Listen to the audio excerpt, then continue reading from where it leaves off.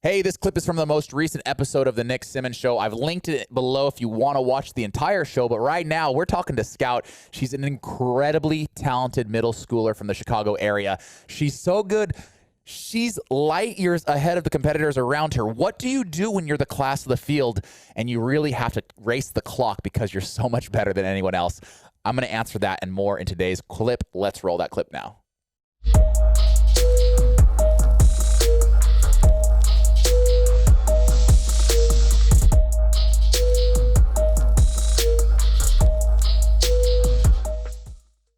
All right, Scout. Well, you're on the Nick Symmonds Show right now. You can ask me anything. Okay, so I'm running the 800 and the 1600 right now, and our sectional meet is this weekend. Mm-hmm. And my PR right now is a 522 in the 16. And right now during my meets, I'm winning by like 20 seconds. And I'm wondering what I could do to break 520 in sectionals if I get out to a lead like that, and how to pace myself. Scout's got the best problem in track and field. She's too far ahead of her competition. At sectionals, do you think that there will be anybody there that can challenge you? Well, we've run against most of the teams already that will run against. You just keep winning. You know, it's a good problem to have. I remember when I went to college, and was maybe, kind of a big fish in a small pond that was Division III athletics. My coach said, you are going to develop a taste for winning. So, Scout, even if there's no one there that can run with you, I want you to just continue to develop that taste for winning, that you can win in any scenario. Now, at sectionals, if you are the class of the field, which it sounds like you are, it may be a time trial for you. Maybe a little bit more of a time trialing event. Does sectionals qualify you for something else? We won't get a state meet because they canceled it. Oh, I'm so sorry. That's really unfortunate. So this is your time to shine, right? Sectionals is your state meet. This is your chance to go out and really do something incredible. So you right now get to learn all about time trialing. What do you think you can run? Be honest. Put a time out there where you're like, I think I can maybe run it, but it would take a perfect race.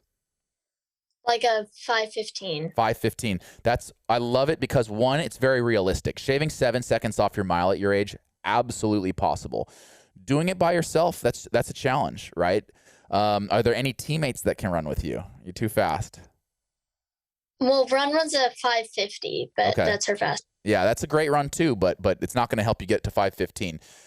So here's what I would say. One, we got to cross our fingers that we have the right conditions, right? Because if it's a cold, rainy day, it's going to be really hard. Not impossible, just harder. So if we can, cross our fingers and hope for some really good weather, now we are setting ourselves up with conditions to really go out and tackle it. A good taper into this race is going to be right. I think you know what I'm talking about. Your coach knows what I'm talking about. You're going to be primed and ready to go. Now, when I run the mile, I've always run my best miles off even pacing.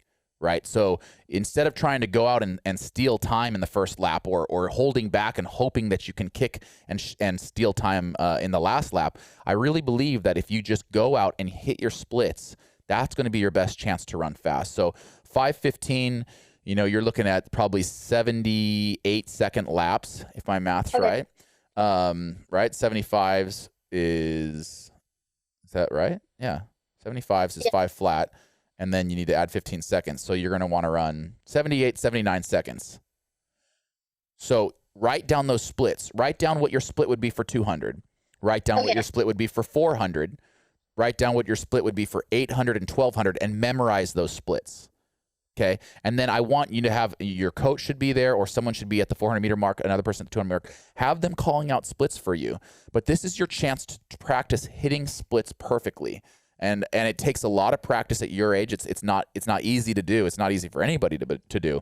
But it's a wonderful opportunity, kind of a low pressure opportunity, because let's be honest, you're probably going to win this race, to go out there and really push yourself. 78, 78, 78. And don't, if you get to 1,200 meters and you feel really good, don't be surprised if you run faster than 5:15.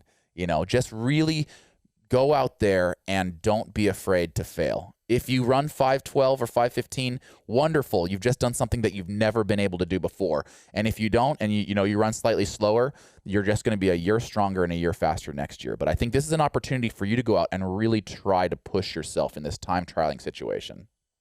Hey, I really want to thank all of you for watching these clips. And I really want to thank those of you who join me in my weekly Zoom meetings to ask me these questions. If you want to join, just text me at the number below here. I send out a text blast before every single recording. You could join me on the Nick Simmons Show and ask me anything. This week, we talked a lot about running. If you guys want to check out my books, I do have 2 books available that can make you a better runner. One, aptly titled How to Be a Better Runner, available at nicksimmons.com, hand autographed if you act now, and then also my 2012 Olympic training log, every single workout I did to prepare for the Olympic Games. That's also available at nicksimmons.com. They are available as digital downloads anywhere in the world or as autographed copies, shipping free in the United States. Check that out at nicksimmons.com. Thanks, guys.